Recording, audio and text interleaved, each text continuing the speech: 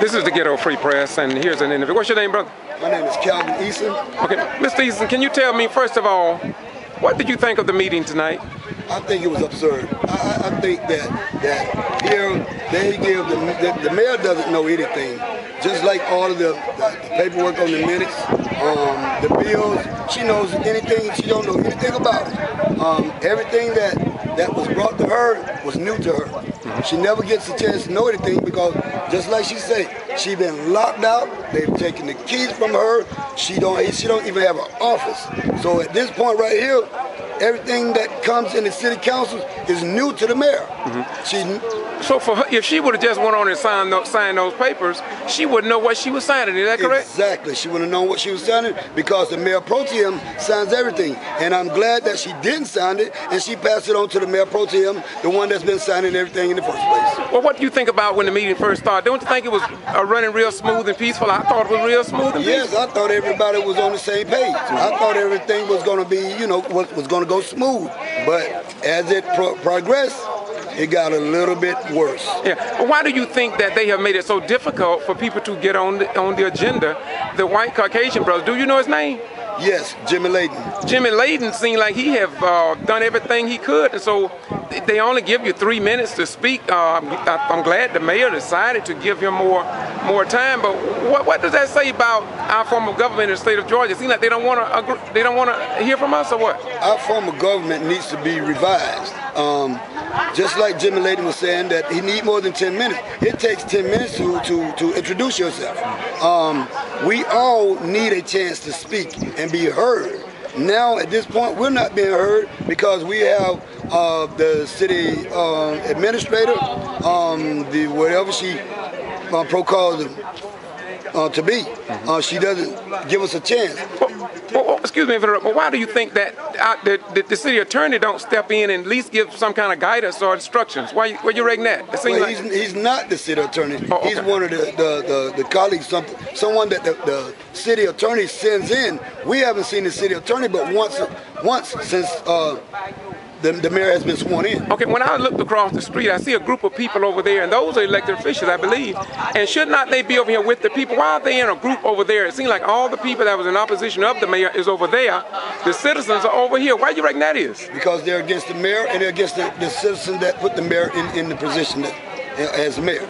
Now, I was up here earlier last week when I came to the other council meeting. And although no one seemed to address that this meeting was rescheduled, I don't even know if the mayor knew that the other meeting had been rescheduled. But now I also found out she was arrested last Saturday. And do you know why she was arrested the other Saturday? Well, she had gone in to ask to see some of the records. And the lady, for some reason, told her that she shouldn't be back there behind the counter. And she said that she, as the mayor, she should be able to see some of the records or to be able to go into the room where the records are. The lady said that she couldn't. Okay, and she wanted to use the car to go to a meeting, and they said that she couldn't, but some of the councilors can use the car. The police officers use the car to go back and forth home and to work. Because at one meeting they said that the mayor, the police officers can't take the police cruisers home.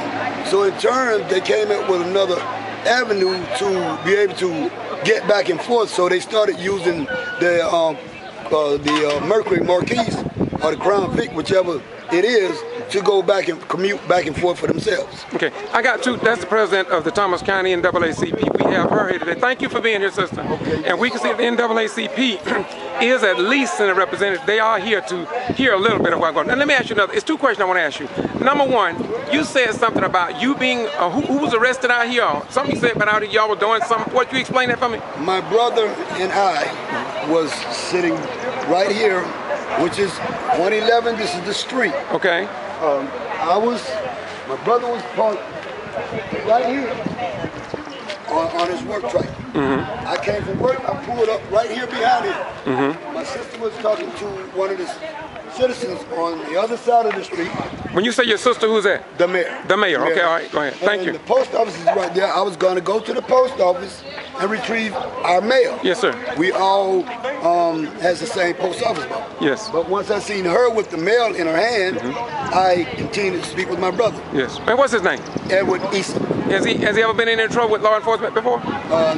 No, not something serious, you know. I'm not with the city or nothing. No kind of problem. Okay, go ahead. And while we were sitting here, we seen the city, what you call her, the administrator or whatever she. What's her name? You know her name? Marsha DeMoga. Okay. And her and Willie Charles Williams pulls up. He gets out the truck and he opens the door so she can go in. 3 minutes later, the police officer Drew came around. He went inside. So at that point, my brother and I was still standing there. So he came up, gave me my mail. We talked for a few seconds, and then he left. I left. My sister left. Friday afternoon, I got off from work and I was washing my truck. I heard my brother says that she got a warrant for my arrest. So I'm like, I know that is not what I just heard. So I walked across the street and I asked my brother, who took a warrant out of you? He said, Marsha DeMoga. I said, why did she take out a warrant on you? He said, she didn't just take a warrant on me, she took one on you too. So I'm like, for what? And so he commenced to telling me this criminal trespassing and what have you, and we need to turn ourselves in at least about 10 o'clock. And so this is when we found out we was being arrested. I mean, we had a warrant. So you were arrested? Yes. Well, who was this man arrested at one of the public meetings? Who was he? There was somebody they escorted out of the meeting a few weeks ago. Who was he? That was my brother. That was Edward Easton. And they're saying that he can't come into the council meeting because he would be trespassing. So you're saying that he have been denied the right to attend a public meeting? Have they discontinued where he don't have to pay taxes anymore? No. He still pay taxes? Pay taxes. And this lady, Marsha DeMoga, doesn't even live here. My sister. I hear that a lot. Wait a minute, I hear that a lot. Now, what you mean by she don't live here? Marsha DeMoga, which is the city clerk, city administrator, which the councils awarded her all the mayor's administrative powers, which they say that that's something that she can do. Okay, I don't see how that the mayor can hire someone and can't fire them. Okay, and on top of that, now that since she's hired her, they turned their back on her. Okay. And go ahead. And now they are terrorizing her. Okay. Let me ask you one other question. Do you see an end of the tunnel for all of this?